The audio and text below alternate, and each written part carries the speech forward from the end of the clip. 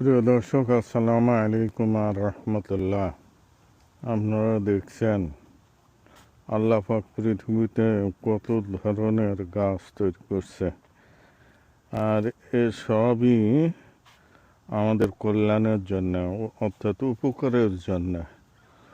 উপকার ছাড়া কোনো কিছু আল্লাহ পাক সৃষ্টি করে নাই।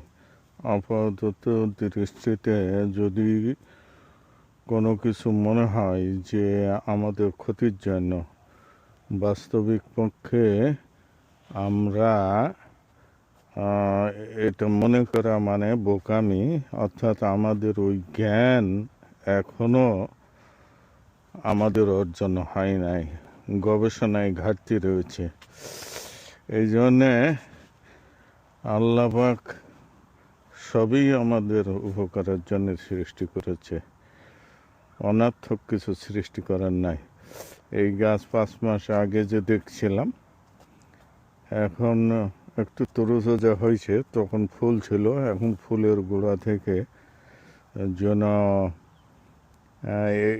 এইটা ফল সম্ভবত, এই যে লাল লাল ফল, ওর উপরে ছিল ফুল, সে ফুল তো ঝরে যেয়ে এই অবস্থা।